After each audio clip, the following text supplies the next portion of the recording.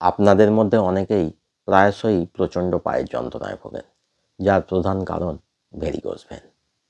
তাই আজকের ভিডিওতে আমি আলোচনা করতে চলেছি ভেরিকোজ ভেনের সমস্যা নিয়ে। আপনারা জেনে নিন ভেরিকোজ ভেন কী এর কারণ এবং কী এর হোমিওপ্যাথি ট্রিটমেন্ট। নমস্কার, আমি ডাক্তার বিপ্লব কুণ্ডু আপনাদেরকে আরও একবার স্বাগত জানাচ্ছি আমার চ্যানেল দৈনন্দিন জীবনে হোমিওপ্যাথির আর একটা সম্পূর্ণ নতুন ভিডিওতে। প্রথমেই জেনে নিন ভেরিকোজ ভেন কী।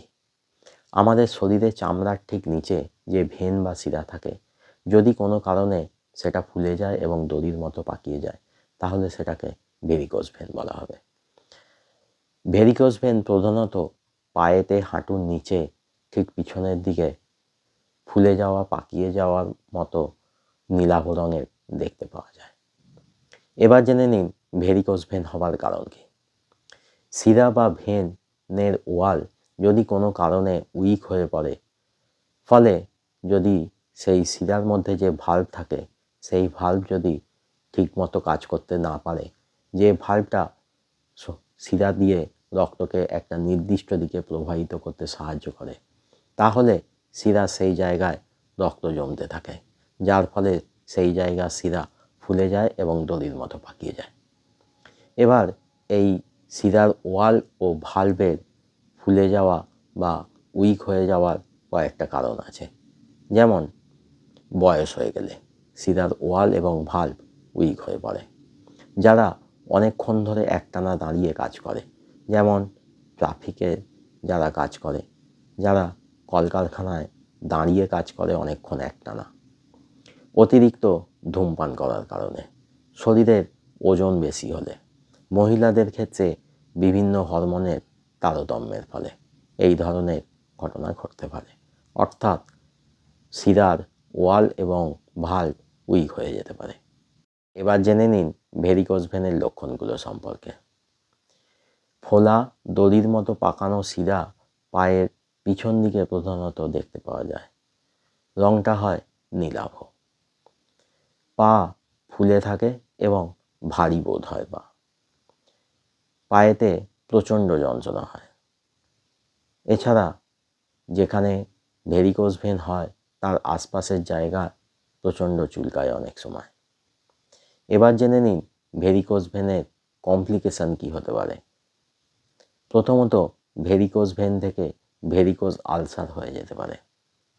এছাড়া আরেকটা মারাত্মক কমপ্লিকেশন আছে। ভেরিকোজ ভেন হওয়ার ফলে সেই জায়গায় শিরার ব্লাড জমা হতে পারে, যার ফলে ব্লাড ক্লট অনেক সময় তৈরি হয়।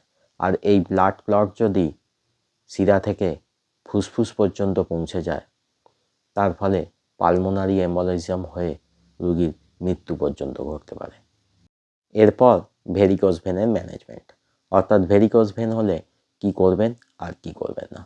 বারবার বেশ কিছু সময় ধরে যে পায়েতে ভেরিকোজ ভেন হয়েছে সেই পাটা চালিয়ে রাখুন। যারা দাঁড়িয়ে কাজ করেন তারা সুযোগ পেলেই একটু বসে পাটাকে ছড়িয়ে রাখুন। এছাড়া পায়ের পাতাটা বারবার ওপর দিকে করুন। এর ফলে জমে থাকা রক্ত ওপর দিকে প্রবাহিত হওয়ার চেষ্টা করবে। যে পায়েতে যেখানে ভেরিকোজ ভেন হয়েছে সেখানে মোজার মতো শক্ত কিছু পরে রাখতে হবে, যার ফলে সেটা সেই শিরাতে চাপ দেবে এবং রক্ত প্রবাহিত হবে। তামাক বর্জন করতে হবে আর হালকা চলাফেরা কাজকর্মের মধ্যে থাকতে হবে। এবার ভেরিকোজ ভেনের হোমিওপ্যাথিক চিকিৎসা। রোগীর টোটালিটি অফ সিমটমস নিয়ে যে কোনো deep acting polycrest homeopathic medicine দিয়ে চিকিৎসা করতে হবে। কোনো স্পেসিফিক মেডিসিন দিয়ে চিকিৎসা করে লাভ হবে না। তবুও আমার ডে টু ডে প্র্যাকটিসে ভেরিকোজ ভেনের জন্য যে প্রধান তিনটে হোমিওপ্যাথিক মেডিসিন ইউজ হয় সেগুলো হলো ক্যালকেরিয়া ফ্লোর, পালসাটিলা এবং সালফার। আর এই তিনটে মেডিসিন নিয়েই আমার চ্যানেলে বিস্তারিত ভিডিও আছে।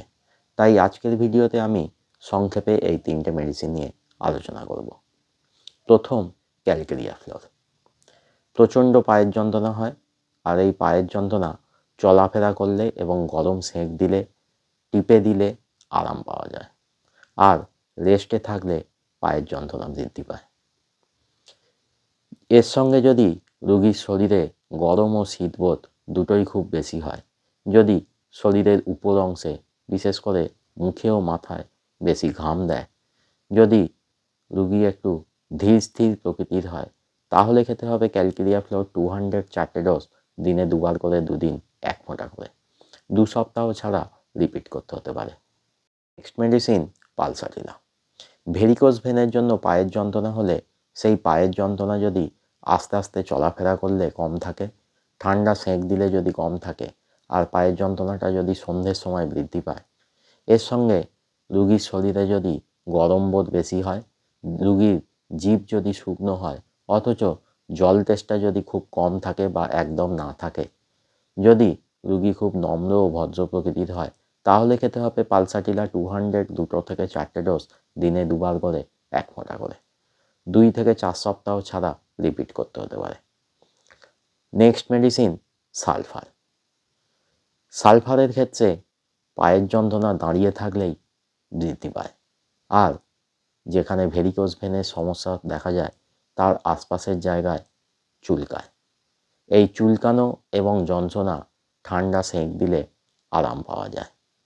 এর সঙ্গে যদি রুগীর শরীরে গরম বোধ খুব বেশি হয়, রুগীর হাত পায়ের তালু যদি গরম হয়, যদি জল তেষ্টা খুব বেশি থাকে এবং একসঙ্গে অনেকটা জল খেতে পারে, যদি খাবার খেতে খেতে জল খেতে হয়, যদি রুগীর পায়খানা শক্ত প্রকৃতির হয়, রুগী যদি একটু অপরিচ্ছন্ন প্রকৃতির হয়, তাহলে খেতে হবে সালফার 200 2 ডোজ, দিনে 1বার করে 2 দিন 1 ফোঁটা করে, 2 থেকে 4 সপ্তাহ ছাড়া রিপিট করতে হতে পারে।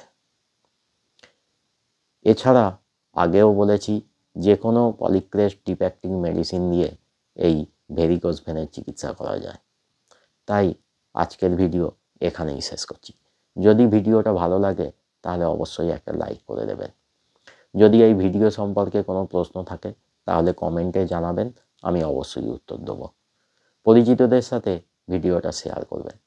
আর যারা চ্যানেলে নতুন বা এখনও চ্যানেলটা সাবস্ক্রাইব করেননি, তারা তাড়াতাড়ি চ্যানেলটা সাবস্ক্রাইব করে নিন। আর সাবস্ক্রাইব করার সময় পাশের বেল আইকনটা প্রেস করুন, তাহলেই নতুন ভিডিও এলে আপনারা নোটিফিকেশান পেয়ে যাবেন। সঙ্গে থাকবেন, ভালো থাকবেন, হোমিওপ্যাথির মাধ্যমে সুস্থ থাকবেন। আবার দেখা হবে আর একটা নতুন ভিডিও নিয়ে।